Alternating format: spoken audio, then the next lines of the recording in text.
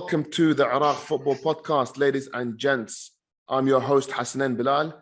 And what can we say? It's been yet another eventful 2 weeks for the Iraq national football team. A lot has happened, and we're here to discuss it with our two wonderful hosts. First of all, Hassan Osama, welcome to the show again. Yeah, always a pleasure getting on the show, despite the situations with the national team, games, level, all of that stuff. But getting here and talking about it, it's always great. And of course, none other than the legend himself, that is Justin Meiram. Justin, what an honor it is to have you here. And Sebastian. Thanks for having me. No, it's an honor to talk with you guys finally. It's been a long time coming. So, well, we have been planning this for a long time. Just circumstances have made it a bit difficult to coordinate, but we finally have you here, and we're very excited about this. Justin, today I'm gonna throw a lot of difficult questions your way, and I want you to be completely blunt and completely honest, and we'll have a very interesting discussion about this. Now, I'm going to start off with what kickstarted the whole event of getting you on our show, which is your tweet yesterday. So for those who haven't seen it, I'll just read it out very quickly. You wrote the following. You said, last month I came out and spoke the truth. Big reasons why I left. Dick and his staff think they are bigger than Iraq. Time and time again, they get it wrong. Were chosen based off their name, and they came with a big ego. I am sad to see the results, and also that Gilo didn't play 1 minute. So, Gilwan, can you elaborate on what your thoughts were yesterday as you were watching the game? What was going on through your head? Yeah, it was. We'll say goodbye to Sebastian first. Bye, Sebastian. My salama. Look, for me, watching the game, it's. I look back, obviously I'm in my coaching course with the U.S. Federation. I'm in my final month before I pass for my B license, which is the second highest coaching license in the U.S. So, as I'm playing, I'm doing, education for coaching. So, I watched the game in a little bit different light now as I've been in this course. And so my thoughts are, we're playing against a Syria team, no disrespect to any country. Every match is always difficult for qualifications, and I played in them.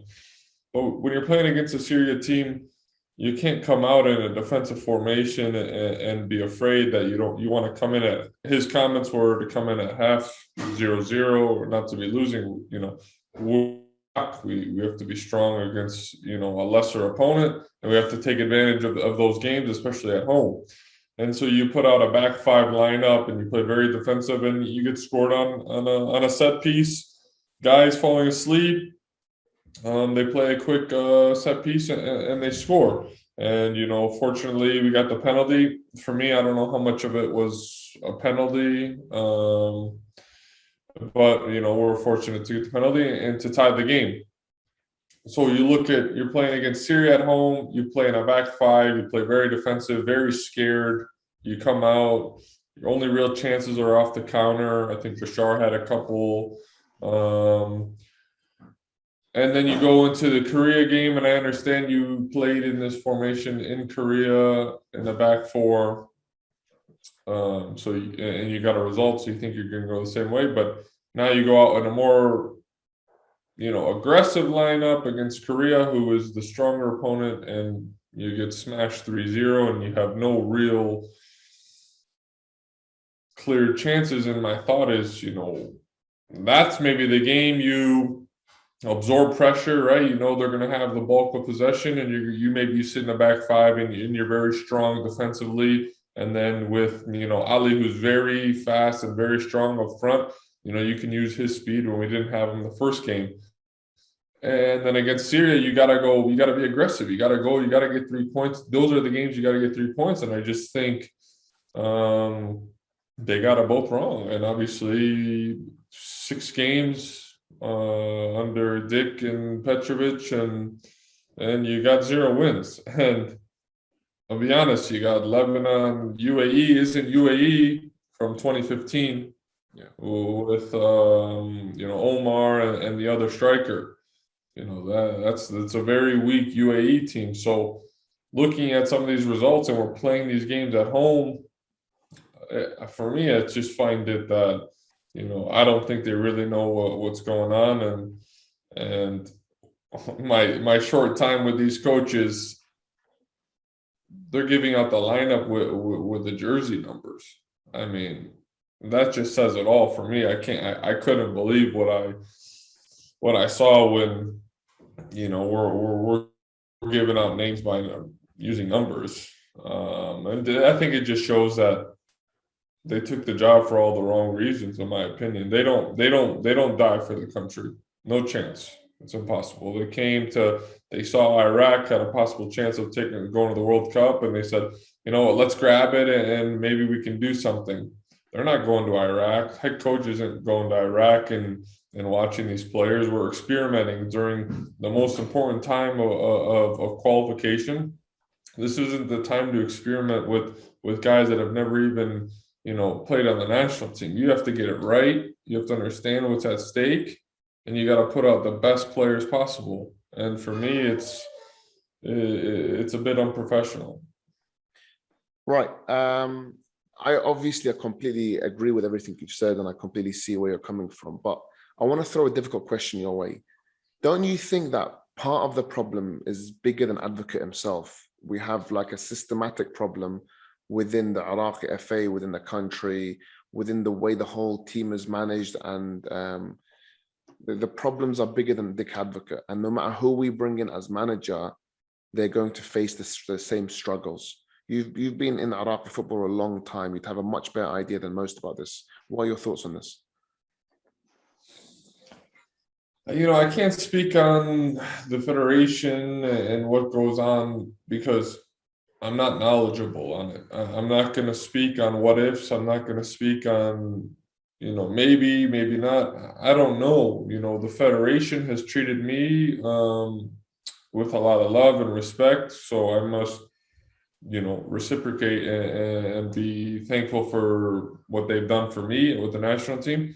So I can't speak on, those situations. But if you bring a player like Jilwan, for example, to the national team, and you're the head coach, and you play him not 1 minute, and you know his quality, and you know where he plays, for me, I don't think that's a federation problem. If you look in the game against Syria, Amir, quality player. We need to score goals. We need creativity. We need someone who's going to make the final pass to the Bashar, to Ali. He doesn't play. I don't think that's a federation problem. Or he comes into the game and changes the game. UAE game, similar situation. Goes very defensive. Very scared-minded mentality going into these games. You bring in Amir again and a few other changes. You get 2 goals. You end up tying the game, giving up 1 late, putting Hammam at left back. I don't think that's a federation problem.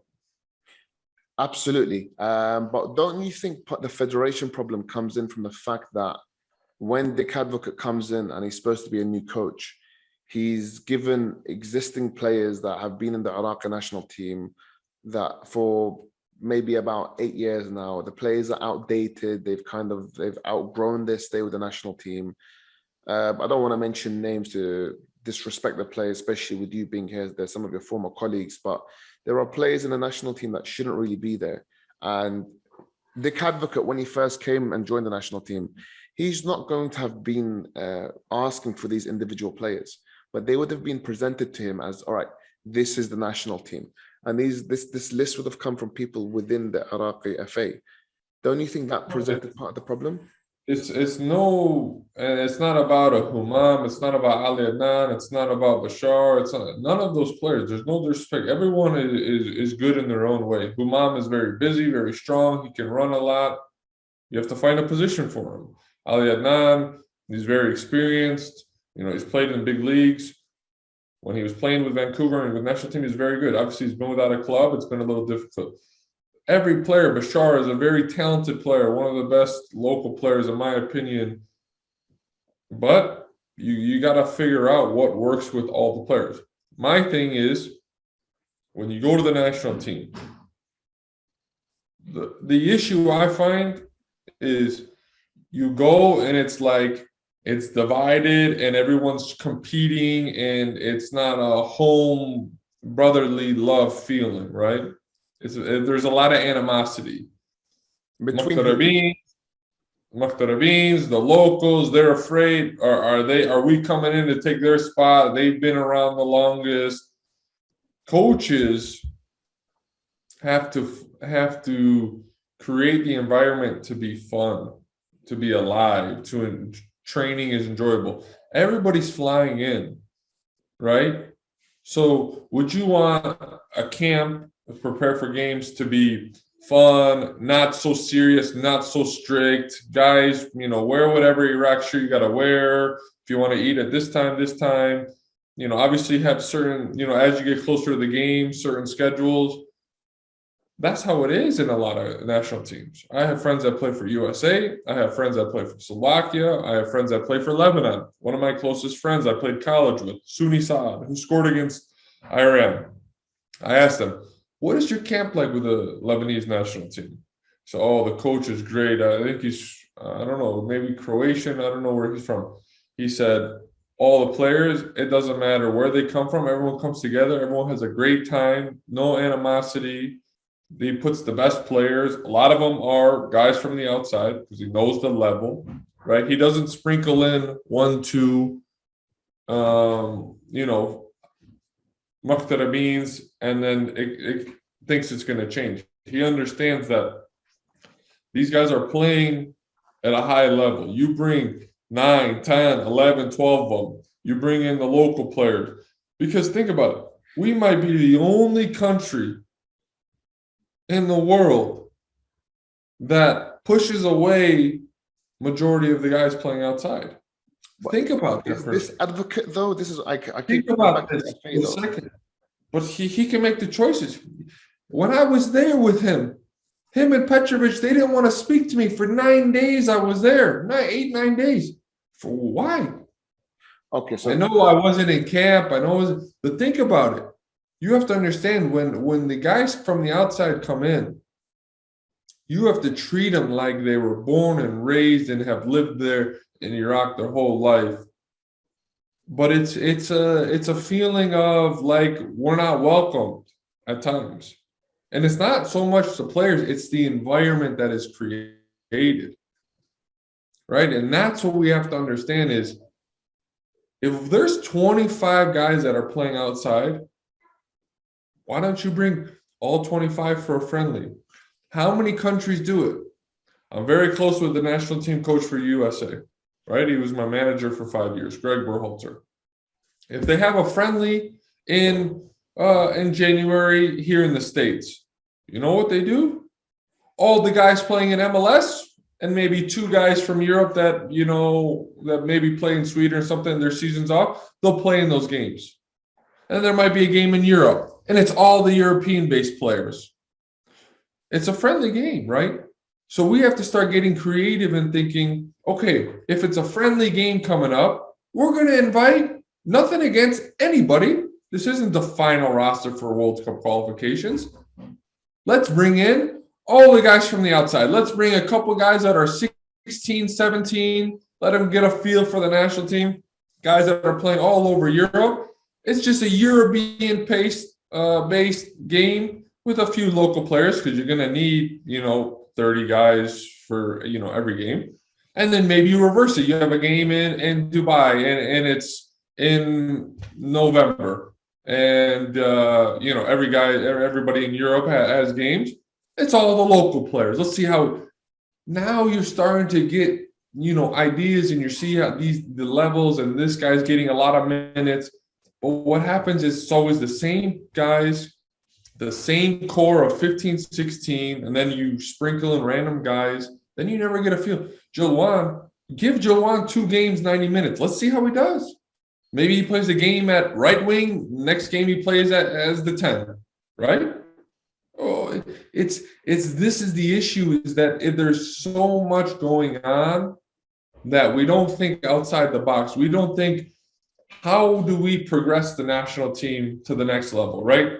How has Saudi Arabia jumped us to where they're at? They're strong foundation, strong youth. How has Japan, Korea, Australia, who, if we go back 10, 15, 20 years, we were parallel a little bit, you know? And now they're going like this, and I think we're dropping. The core, the foundation, the coaches we bring in are so important. This is what people think they don't realize is you have to want this job to better the country. And it's not about your ego. It's not about, oh, I coached this country and these players. It should be, how do I make this group so strong and so together, and no BS going around the side? And instead it's split down the middle, and you see it. And for me, it's the coaches that are involved, it's the players that are involved. You know, I think it's just the way the Iraqi people are at times. It becomes this, you're going to take my spot, well, I'm not going to make you happy, right? Instead of, this is for the greater good of Iraq.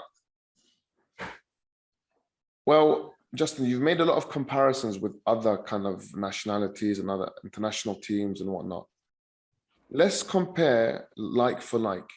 So you're saying this was the environment when you were here with Dick Advocate as manager.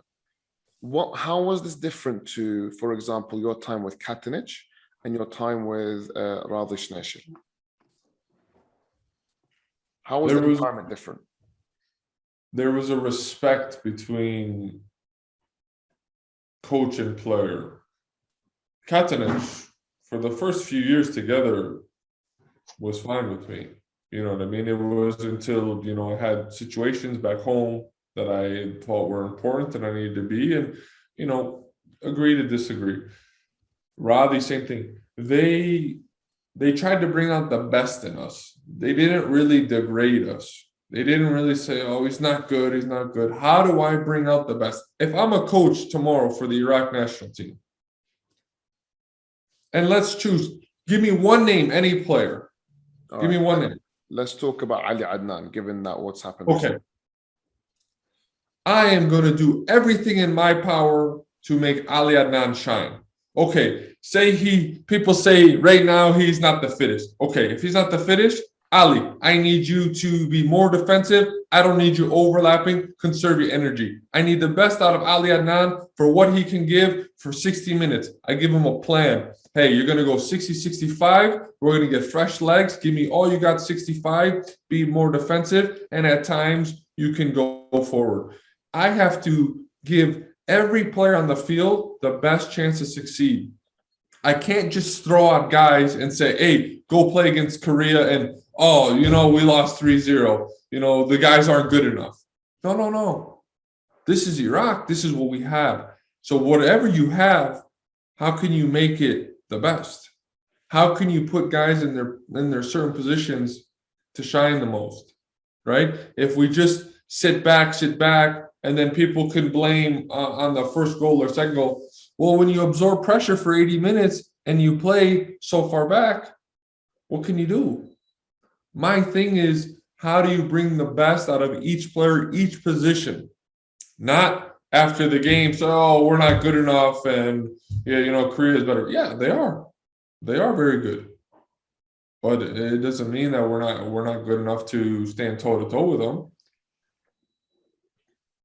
What would you say was like in terms of individual performances? Talk me through what you saw yesterday against South Korea in that game. Who was good? Who didn't perform very well?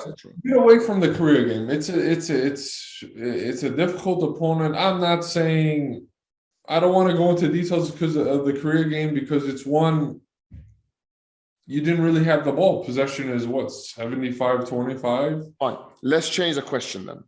Let's go. Under the Advocate, how have you seen the player performances across his time as manager? Which players have you thought have actually done well? Which players do you think have suffered as a result of his management? Your question is about the players. That's the problem. It's not about the team. Well, the reason I'm asking this is because I want to see if there are any players who have actually stepped up under his new management. In your opinion, at least. Because there are some that I think have done okay. But they're few and far between. And even for those like who are doing better, like is it despite the situation, or is it advocate facilitating? I don't like to look at the individual player. I'm looking at the collective. Okay, fine. Are we? I'll bring in some thoughts, Justin, and then you can tell me what you think. Okay. Now, there's been a lot of talk of people talking about advocates shouldn't have been brought in, or it was the wrong time.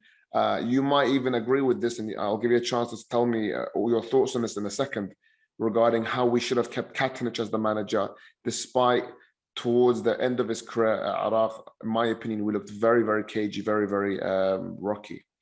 But I never said to keep Katanich. I never said that. No, I'm not talking about you. I said you might agree with this, but I know people that have said this to me. I just earlier I was with my friend who was telling me this. But some people are of this belief. I'd argue that there have been some times under the advocate where we have looked significantly better than any time since maybe 2019, maybe even before that. So I'll give you an example. Against the UAE, when Emir came in, for that 25-minute spell, Iraq looked like a very good team.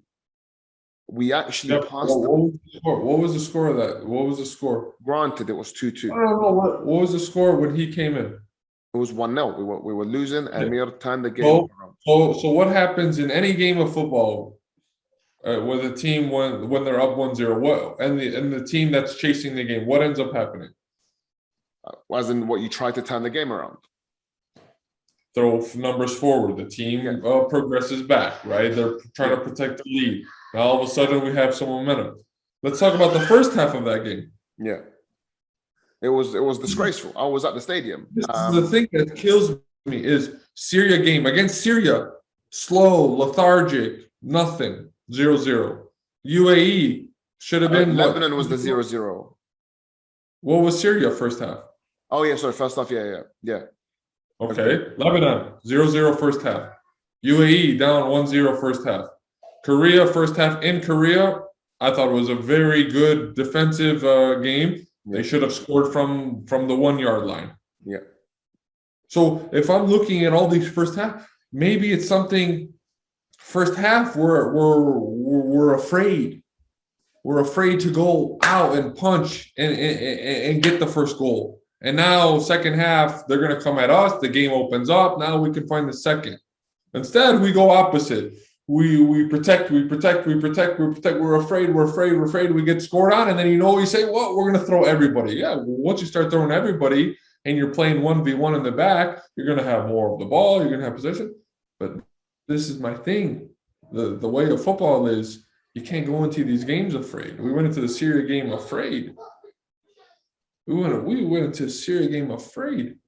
I'm not saying against Iran and Korea, those teams are well managed. They're well, equipped with the quality of the players. Okay, now you have to be smart. You have to choose your moments when you defend, and you have to attack. You can't defend for 90 minutes. I don't care what happens.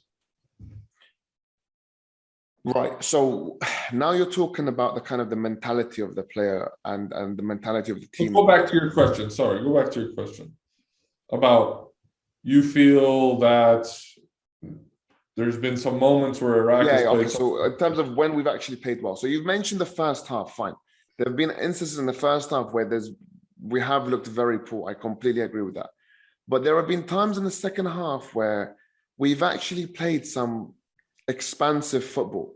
So the UAE was one game. Then we looked at, for example, against Syria. Don't you think in the second half we actually looked all right? We were trying to create chances. We were actually playing to some degree passing football, which is something we've not seen in a long time, Justin. Don't you think that's a step in the right direction, or do you think that's irrelevant because the results haven't been going our way? What was Syria's formation? If I'm not mistaken, they were playing 4-4-2, weren't they? Okay. where was their press? Where did they press from? In our half, in their half? It was a weak press from. I was at the stadium, so obviously I'll get a different perspective from you guys. But it didn't look like they were pressing very high. So I watched the game. They didn't go and press Ahmed Ibrahim until he reached around the center circle. Yeah. So I could put you out there on the field, and with no pressure, you're going to make a pass to your right or left. And if some pressure comes, you're going to hit it long. No? Yeah. Now, that's the thing is that we say, oh, we kept the ball. It was good. We had some possession. It looked good.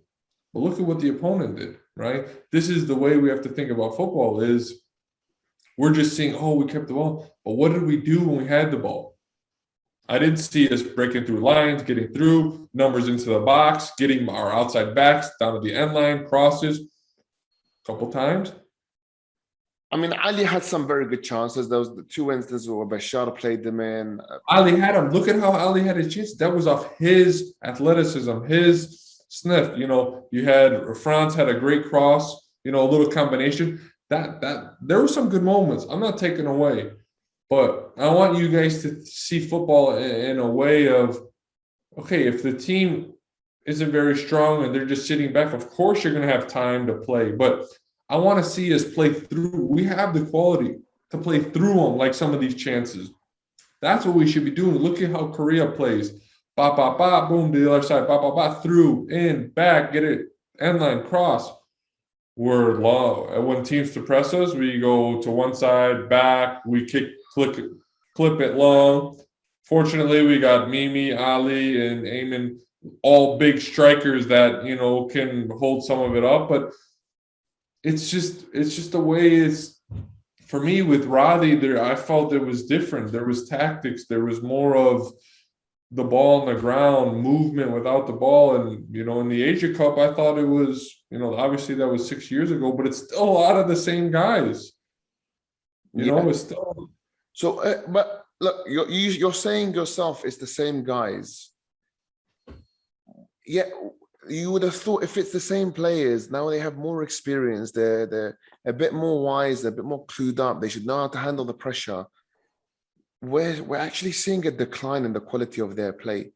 Aren't the players partially responsible for this? It can't surely be all on the manager and the tactics. Of course. And I don't want to sit here and come at Advocate and Petrovic. Obviously, we aren't on the same wavelength and we don't see it eye to eye, obviously, because of how they handled my situation. But it's not, the managers can only do so much, right? And then it comes down to the players' execution. But like I said before, if you give players, if you put them in the best positions to shine and in the best group possible out there, there's going to be better quality. There's going to be better performances. There's going to be better, what's the word I'm looking for? More calmness, right? If you put me out there, I'm calm on the ball. I can keep it, right? If you put somebody else in my position that goes negative every time, what happens? More pressure on the defense, more pressure on the defense, more pressure on the defense. Everyone says, oh, Ahmed Ibrahim, he kicks it all the time. Well, how many options does he have half the time?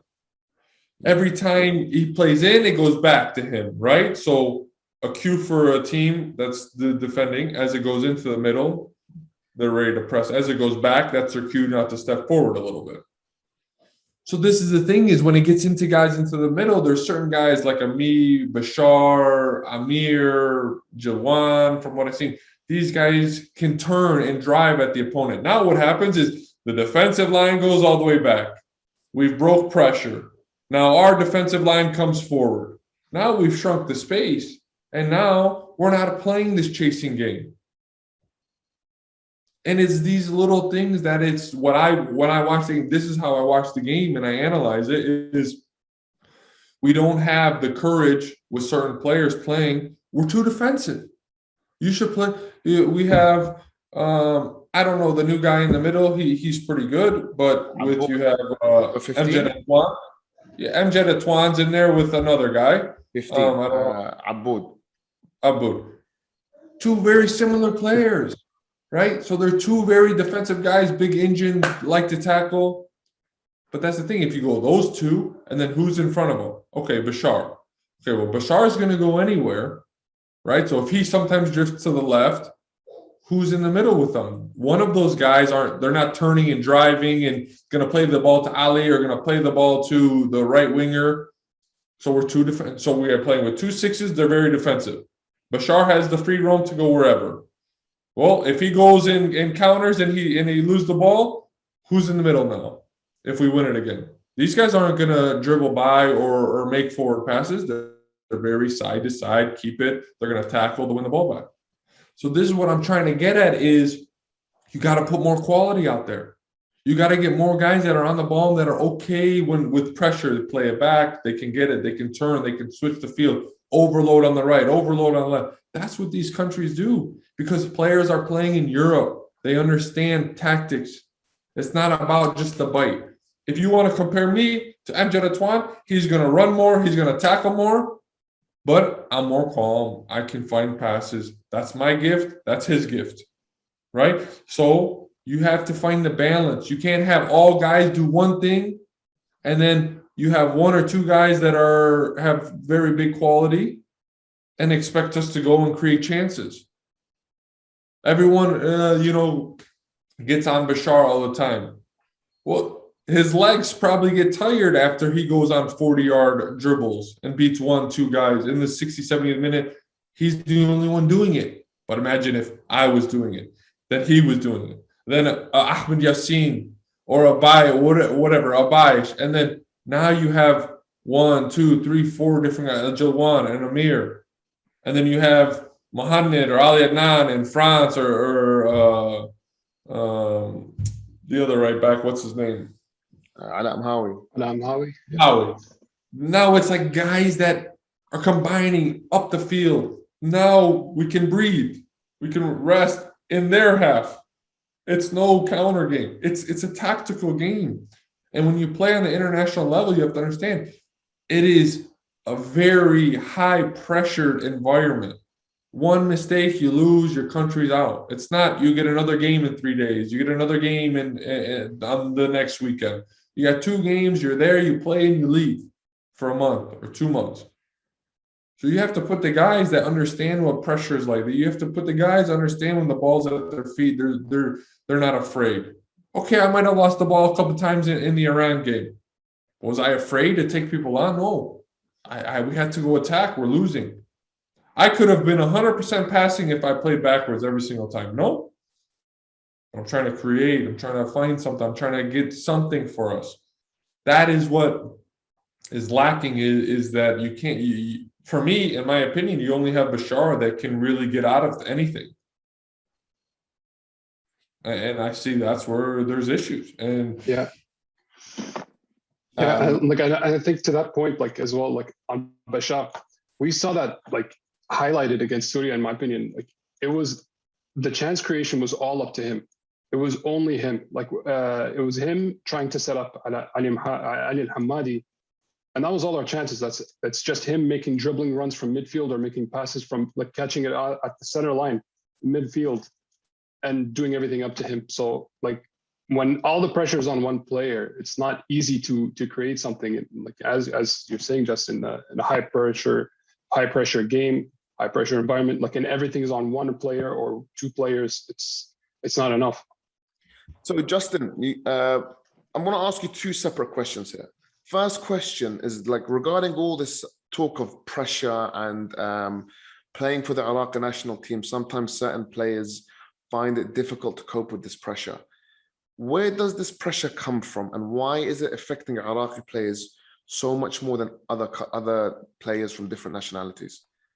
Is it the fans, the way they respond, or where is this coming from?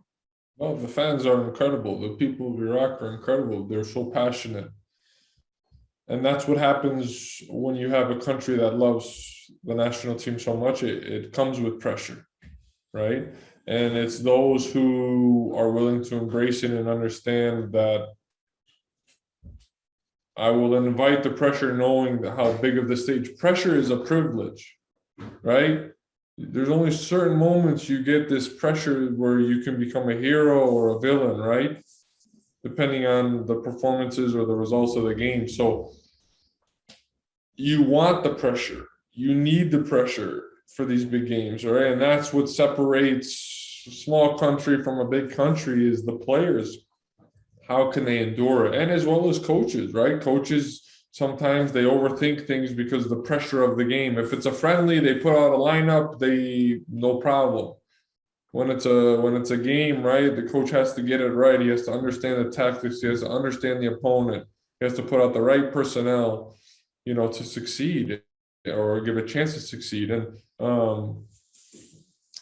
so it's going to come with the country. Whenever you play for your country, it's not you, it's not the 11 on the field, it's not the 30-man roster, it's not the coaching staff, it's 50 million, right? How do you invite that into your life and into that moment and excel? And I think it's a lot of guys that are comfortable with it and understand it and will go out and won't be afraid to make mistakes. And that's, for me, is number one. Is I will play in any game and could play the same way. And I'm not afraid to make mistakes. I made many times in the Iran game. I lost the ball. I tried, but I wasn't afraid. I went back and I tried to do it again and again because I wanted to create something, right? And take away that game. Maybe my last games in March of 2019, was it? Before one of my last few games against Syria in Basra, we won the little tournament or whatever. I still did the same thing I did in that game. It just worked. And it's okay to make mistakes. It's okay to fail because I'm not going to change who I am as a player if there's no pressure, if there's a lot of pressure. That's what got me here. I have to be true to who I am and how I play. Other guys, they get into these games is, I'm going to play it safe. I'm going to kick it long. And, I'm not going to try and make that pass through the line as a defender. As a midfielder, I'm not going to try and turn under pressure and drive forward to get to goal. I'm going to make a one-touch back to my left back. And then, he can see the field and he can make the next pass. Well, that's reading a child book. Everyone's going to know what's going to happen. We're going to go in here. It's going to go back. We're going to go long. And we're going to fight. And hopefully it bounces our way. No. How do you invite the pressure and play the proper way, right? And understand there's going to be times where there's two guys around you in the middle of the field. And you have to be aware and know that. So it comes with experience. It comes with where guys play, the level, and just the ability to swallow that pressure and use it in a positive way. And that's why you have practice players who are so good in training and it gets to the field and they shrink up and they can't handle it. And you have guys that maybe in practice, there's not much pressure. I'm just going to be there and get my legs ready. And when the game comes, they're men, they shine, they have a big presence. And you look at Amir, a young kid, big penalty, he steps up, no problem. That's a person, that's a man, that's someone who's not afraid of the pressure. Do you think there's a difference, and please be brutally honest here, is there a difference in terms of how local players handle pressure compared to the expat players? And where do you think this comes from, if it does exist? I don't know. For me, I just think, and here's my thing about the local player, and I hate dividing them, but and for the context of talking, we always have to divide them, right? We have to call them the locals, the expats. I would love more than anything if we had 40 local players playing outside, because I want them to understand. And some of them, it's not their fault. I want them to understand or to be coached by proper coaches, proper environment, proper training, proper physios, proper travel, because it's a way when you play in big clubs and you play in Europe or MLS, everything's done at a very, very high level, right? My team, I have guys at Slovakian national team, Croatia, USA, right? I have these guys playing in many different, right? So I'm competing with the best of the best. And in MLS, you got Carlos Vela, Chicharito. You can go down the list of Nani. You can go down the list of big players that are playing, and I'm competing with players from around the world, right? So it opens my eyes. I have to be at a different level. As I get older, I got to get smarter, right? So when the local players are the Iraqi league, compared to any league in the world, right? It's 99% Iraqis. The 1% is you get a random Syrian player or a Brazilian player, but 99% of the players are Iraqi, right? Yeah. So they all know, they're all driving in the same lane. They all know football one way. They never played with two guys from Argentina and a guy from Croatia, right? They play a different way. These guys Argentinians are very talented, very physical, but very technical. They never played with guys from Spain, So your mind, you have to change your way of thinking and playing the game when you have players from around the world. But if you put me in Iraq, in the Iraqi league, even though I'm Iraqi, I've lived my whole life out here, I'm going to play it differently. So think about it. Give me every player that's left the Iraqi league to go to different leagues. How have they done? Okay, I was going to actually ask you this. So if we look at, for example, Mimi, who went to Portugal and let's say didn't do particularly well. Ala Abbas, who went to Portugal. If we look at, for example, and Hassan, help me out here, Bashar, who went to Iran, Safa, that went to Russia. Burgham was in Turkey as well. Burgham went to Turkey, as did Ali Farid, amongst others. Nashid Akram went to FC 20, but that's the years prior. Still, so any more guys? You have Imam went to Egypt or whatever. Yeah, came back. You had like Saad Abdul Amir, who went to Saudi Arabia, for example. Ahmed Ibrahim, they went to Saudi. Right. So here's my thing. How well do they do when they leave the Iraqi league? I think fair to say mixed results. So it's difficult. Yeah. Right. So this is what is, you ask them, how is the level? You should ask them all. How is the level? How's the professionalism? Sharko is another one, by the way. Sorry, just adding Sharko as well. To Sharko Karim. Yeah. But he started outside. Did he start the Iraqi league first? No, he started in the Iraqi league and he went at a very young age. Switzerland. Switzerland and Austria. Another player that found it difficult. So that's why I want, when we're judged, or if Ali Adnan comes out and he says, oh, well, most of the expats aren't better than the local players. Interesting. Because when most of the local players go and play in these different leagues, Osama Rashid can't sniff any minutes for the national team, but he captained Santa Clara in Portugal and was one of the best players in the league. So explain to me, is it when he comes to the national team that he can't be parallel, or is it he's a shit player? He's not a shit player. Excuse my language. He's not a bad player. But when you get into an environment that is going 100 miles an hour, training, no rhyme, no reason, balls in the air, guys are like they're running around, no position, no awareness, no calmness, he doesn't stand out. It's similar with me sometimes. Two very good guys on the ball, calm, can breathe and play at the same time, right? So this is what is the thought process when we get to the national team is, oh, he's not good enough. In a couple games, he didn't do that well. Well, one, who did he play alongside with? Two, because of one bad game, that's it. There's some guys, they get 40 games. You know, they're always in the mix. Some guys get 130. Like that is the issue. If I've ever seen one, is that's why you need to put a game where Osama is next to Amir and Jilwan, 3 guys in the middle. They're all on the same wavelength, right? You can't put Osama with Amjad Atwan and maybe Assad Abdul Amir because they're different.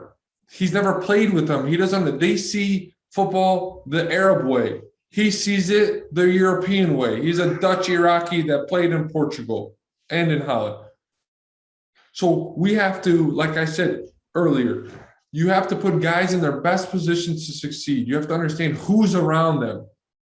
When me and Ali Adnan played together on the left, we did very well in a lot of games. But why? He played in MLS. He played in Europe. I play out here. It's the European way. We're on the same wavelength. You understand? Absolutely. Yeah, absolutely. So would you say you had, what kind of difficulties when playing with, let's say, other than Ali Adnan on the left, like when playing with Durgham or other players? What did you notice was the biggest issues you faced as a player? Durgham, I think, is a very good player. Like, he's very technical. He can get up in that. But the awareness, the IQ of football, you know, that is where it lacks, not with a guy playing with me. It's the general consensus of how you play, the IQ. That's why other countries are going up, because they're adapting to what football is in the world. Justin, define for me in very basic terms so everyone listening understands. What do you mean by IQ? Because I know what you're talking about here. Hassan does as well. But I want everyone watching this to know exactly what you mean here. The intelligence, your level of intelligence, right, for the way the game is played. Right? There's the best teams in the world. You look at Belgium, right? We take Belgium. All of their players, their level of intelligence for football is very high. Their movement without the ball, their movement with the ball, the way they attack in numbers, the way they defend in numbers, the way that they're balanced across the pitch, the way they move, right?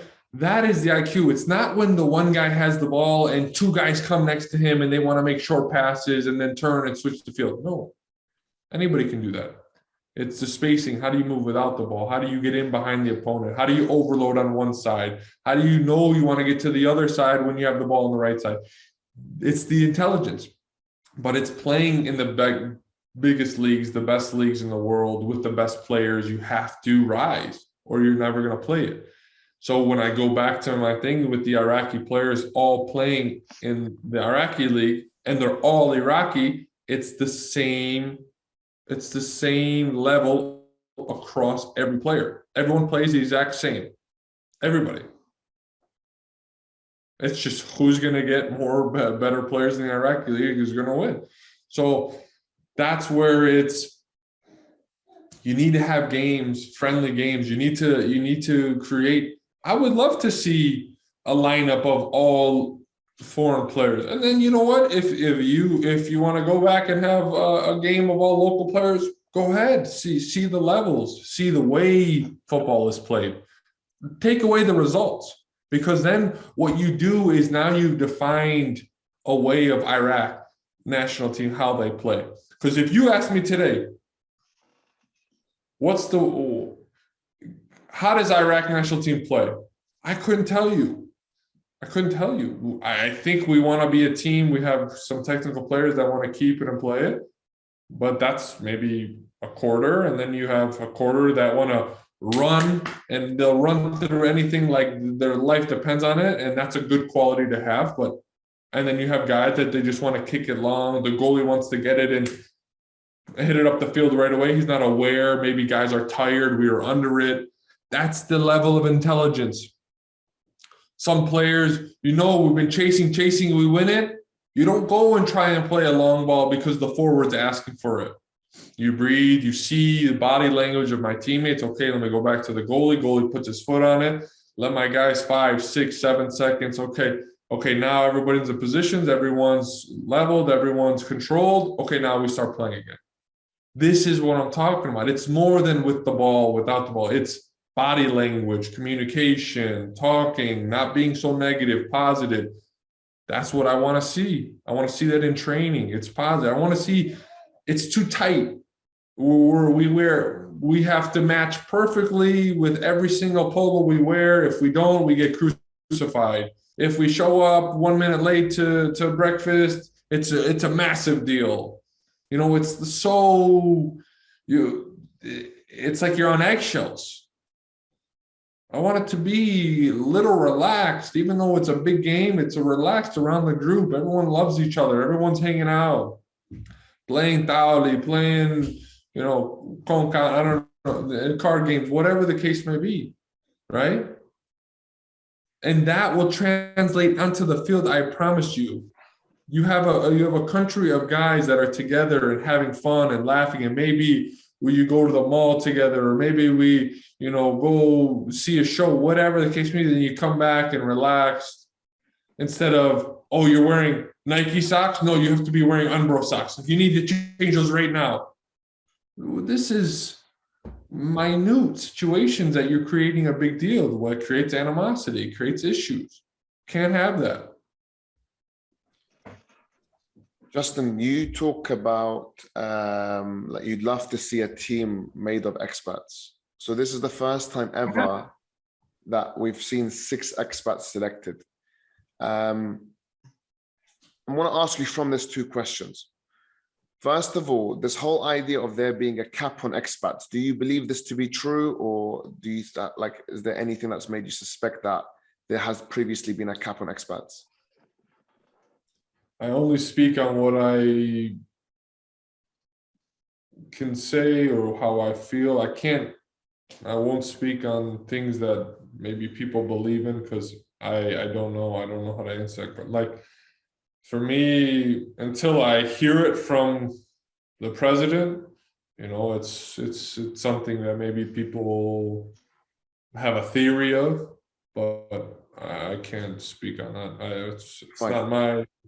Let's move on to the next question then. My other question was regarding the 6 expats that were in the squad. Unfortunately, we didn't see Jilwan make any appearances, so we'll focus on the 5 that actually had game time. What have you made of, one by one, talk me through what you made of Emir so far, what you made of France over the last 2 games, Muhannad, Jaz, what you made of Rebin over the last couple of games, and Ali Al-Hamadi. I mean, I think they've all done pretty well. If I look at Muhammad Jaz, first 25 minutes of the Korea game, you can answer, I can answer. I thought he was very good, no? Absolutely, yeah. I think the moment he came off, the whole game changed. Rebin, Ahmed, clear difference. They looked very comfortable when he was there, and they looked assured. And I think as soon as he came off, for me, Rabin, in my opinion, maybe I'm biased, I think he's our best center back on the national team, hands down. Yeah, here we go. Buriram, Rabin. That is his IQ, his calmness on the ball, the ability to make difficult passes, strong, athletic. So for me, he's very good.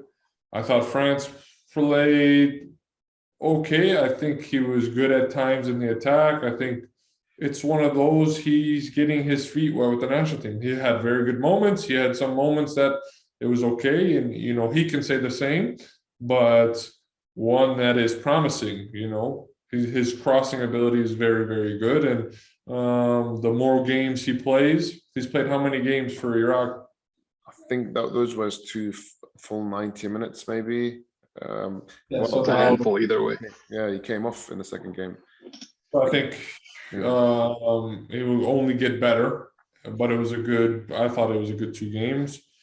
Amir, probably the highlight of the group, just his impact off the bench, his game in Korea. It's been good. It's just when he plays in that deeper role, his ability to get it, find, you know, with the good left foot, find the left side of the field, the right side of the field, So he has a good understanding of football and calmness on the ball, which he can find the players higher up the field to create chances. And then I think Ali, the first game in Syria, I thought he was the best player on the field in that game.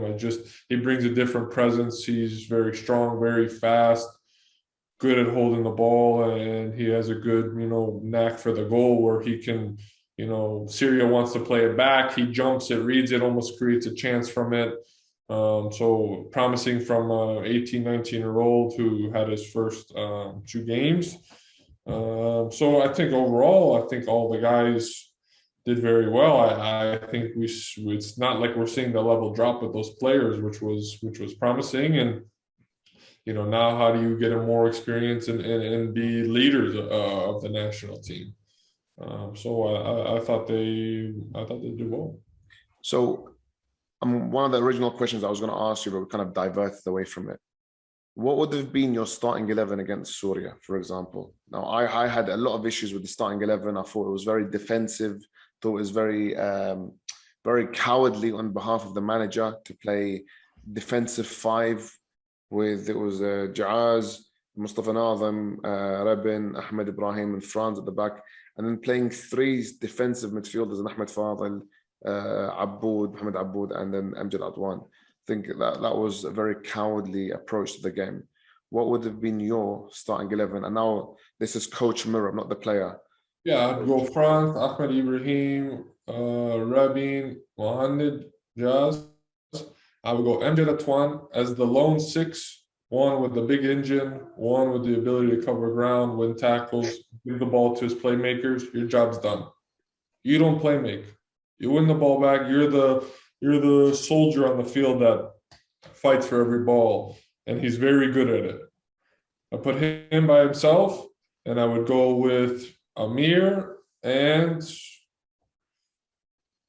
Jilwan or Bashar. I will have to see how I would want to just those 2 for now in front of him. And then if I go with, actually, I would probably go with Amir and Jilwan in the middle. I would put Bashar out left, Ali, Hamadi up top, and I go with Mohammed Qasim out right. Yeah, Being a lefty, he's inverted coming inside. Bashar inverted on the left side, right-footed coming in on the inside, gives the width for Mohammed and Franz, who are very good attacking fullbacks up the field. And now what you've done is you've established higher players up the field. Mohammed, Franz, Mohammed Qasim, Bashar coming inside. Now you have 2 guys, creative guys in the middle with Jalwan and Amir. And then you have Ali up top. Now, if the play gets broken, you have your 2 center backs, but it almost becomes a third with Amjad Atwan, right? So now you have 3, almost like playing in a back 5 because you're going to drop the 6 down in between them. So now center backs go wide, drop the 6 in between them, and now you've created strength with your back line while you're attacking, and you have a bunch of numbers going forward and guys all good on the ball. That's how I would play, and I guarantee you it's 3-0. Yeah, I mean, the worst bit is I fully agree with you, and I know for a fact what you're saying is the truth and it's correct. And that's what makes it frustrating, because like you said earlier, it's no disrespect to the other countries, but we're playing Syria, we're playing Lebanon, we're playing a weak Emirat. These are games that we have the potential to be taking them by the neck and making them play defensive whilst we are the team that's trying to attack and get 3 goals or 4 goals or whatever. Again, nothing against Syria. They're a good team. They knock it. But if you go watch when we played them in 2019, it's a good game, but it's very attack minded. If I go watch this game, it's very defensive minded.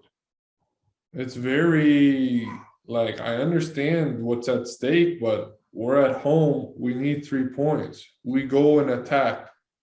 The best way to defend, you know what they say? Attack. Is to attack. Exactly. Right. without taking too much of your time, I'll throw one more question at you, Justin, because you've given us some amazing information so far, and it's been an absolute pleasure. Do you feel that the changes we're seeing now fit into this plan that Yunus Mahmoud has, which is forget this existing World Cup run? This is not important. We should be focusing on World Cup 2030. What do you make of this plan, and do you think we are heading in the right direction with, for example, young players from the Olympic team coming in like Muntazar and Hassan Jabbar, or for example, the idea of bringing Ali Al-Hamadi in, maybe Zidane Iqbal, amongst others? Do you think this is we're seeing this actually manifest, or do you think even that's a bit of a myth? You know, I would love to be part of like the committee one day, because you can't just wake up one day and say, yeah, we're gonna focus now on World Cup 2030. Okay, well, what does that mean, right? Right now, there's still a chance to get third, so you have to think of the present, the shortcoming, and the future. So you have to break it down, and you have to understand is, okay, if I want to focus on 2030, let's say this is what Yunus said, how do I get there? How do I build a structure for the next 9 years? Okay, you tell us. What would you do? Okay. The first thing I'm doing is the best players in the Iraqi league, the best players, every club, the federation has to support the clubs. You have to get the best players into different leagues around the world. You have to. And it was something Qatar did, I believe. Yeah. Send a bunch of their players to play in different leagues. Yeah. We need to build the youth in a way that the young up and coming players that are going to be the future for 2030, right? No Humam, no Ali, no me, no Rabin, no Ahmed Ibrahim, none of these players. We're not going to be here 9 years for that. You never know with our guys, but yeah. You have to now start to develop a plan with the federation helping the Iraqi teams in the league to get the best young players into different leagues. But somebody might argue that when our best players have gone there, they've not got any games, or they've not done pretty well. So what's the point? You gotta, maybe they're going to, you know, that's a good point, but at the same time, do you think the experience of going there alone is worth it, even if they don't play? Yes and no. You always have to play the games, but it's like a double-edged sword. You have to go and get games to get a feel, but you also have to be part of the environment. It's two things. But if you go and you don't get games, confidence goes down. But here's the thing: you can always come back, right? Yeah. They're always. And there's like different levels of European football. Like there's like, you know, you can go to different leagues. Why don't you send them to the division or second division in Sweden? Get a feel. Yeah, Be part of. Get out of the comfort zone. Part of something where the team's facing relegation and they got to get promoted. Real pressure. That changes a person. That changes a person's mentality for their future, right? The guys are fearing it now. The guys playing in Sweden, like Ori Bru's already dropped, right? That's a disappointment. They feel that. Ostersons with the Rawan, I mean. So you got to get those guys going. You have to build a better infrastructure for the players in their leagues, right? The physical therapists, the trainers, the resources that they have, you know, if you look at all these other leagues, they're doing that with their teams in their country, right? If you look at the J League or the K League, you're seeing the infrastructure is getting better and better with these club teams in their countries. So what does that do? If the club teams in Korea are starting to get better, they're producing better talent, which can represent their country. Then they can play in different leagues. If our infrastructure in the Iraqi league is very bad, it's going to be the same cycle every single 4 years. It's going to be the same guys playing in the same league, same way of football, never changing. Same IQ. You're always going to get a few outliers. The Ali Adnan, the Bashar, Mimi, I think has done very well. Like, you're going to get the few outliers, but like, imagine, this is my goal. And I want to see 30, 40, 50, 60, 70 locals playing.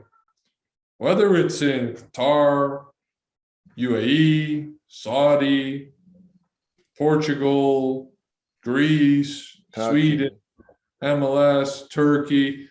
You want to see him just make the jump. Then they realize, if you ask Safa today, how's the level in Russia? His eyes are going to open. So tell him, we play in those leagues every week. You come to MLS, ask Ali Adnan how MLS is. He played it. It ain't easy. It's difficult. You're playing against guys all over the world. It makes you change and adapt to the way football is supposed to be played. Training is so much more intense at our club teams, and ask all of the guys playing in Europe than with the national team. National team is unorganized. Guys are doing whatever they want, tackling, kicking it, running, no shape, no rhyme, no reason.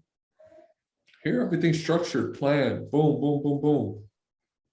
That's what I want to see. And that's, so if we have a 9-year window, if that's the goal, if that's the real goal the Federation wants, okay, well, you got to work backwards, right? You have to create the plan of this is what I want, okay, in 2020. Then by 2018, I need this level. I need this, whatever this is. 50 players playing abroad, on loan, whatever the case may be. By 2016, after this World Cup, if we don't advance, the infrastructure has got to change with the club teams. We have to create something different. We have to put more money into it if we want. So you have to work backwards. You can't just have a plan and say, oh, we're building. Well, how are you building? What are you doing to improve it? Because clearly, we've never had a team full of expats, right? Because imagine this. You bring a team full of expats. What does that do to the local players' mind?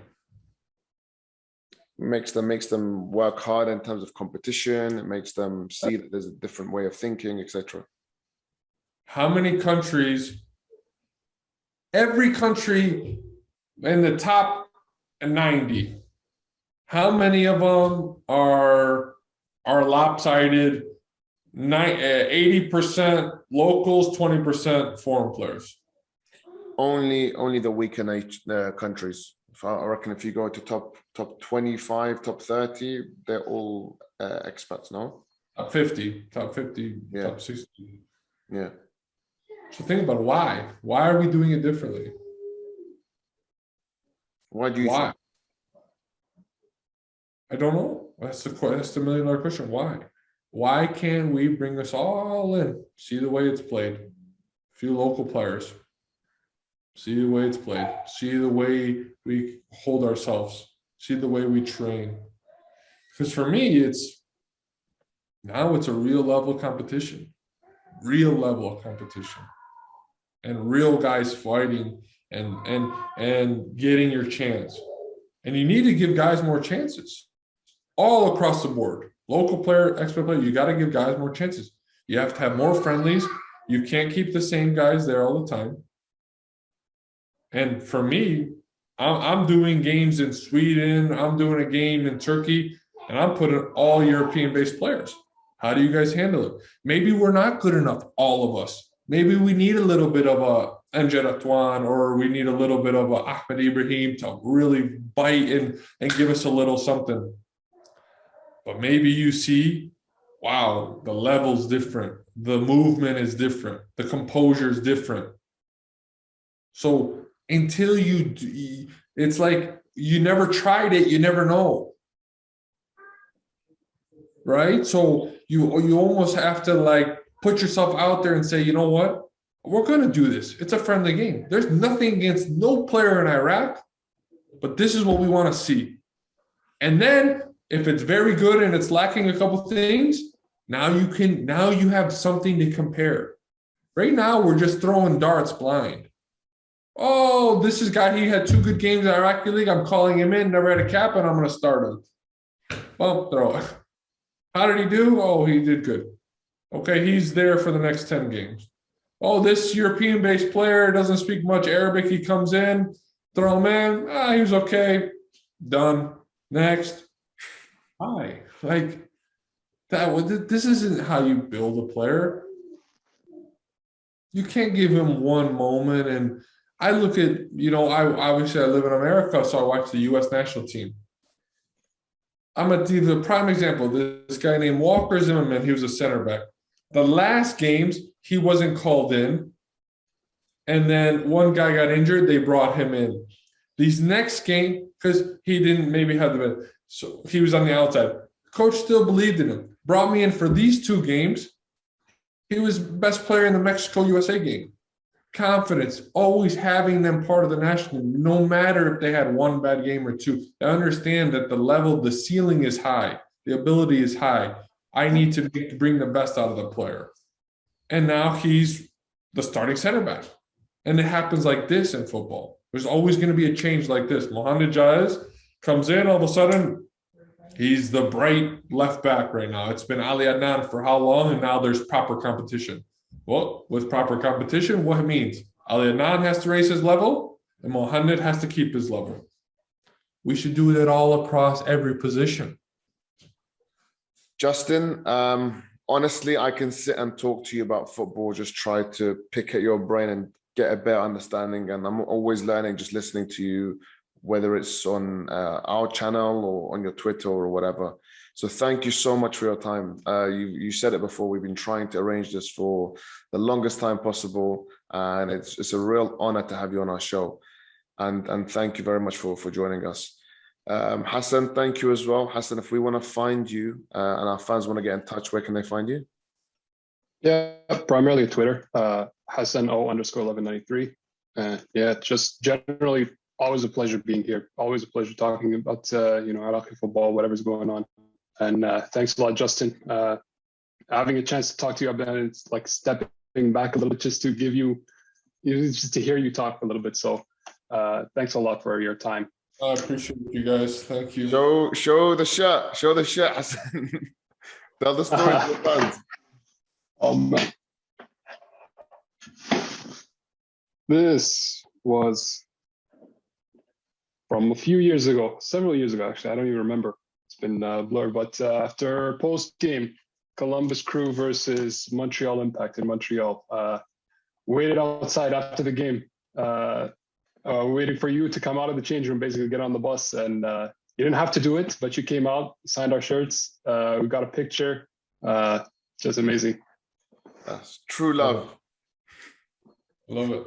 I appreciate you guys. Thanks for having me on. Obviously, I speak a lot about tactics, and I'm very proud and for Iraq and want to see the best. So sometimes I speak and go on rants, but it's because I care and I love the country and I love the people. So I just hope we can have change for the better to bring happiness for Iraq, and we can make some headlines one day, and that's our dream. And hopefully there's if I'm not playing with the national team anymore, hopefully there's a way I can help from the management side or on the coaching side one day, and that'd be a dream. So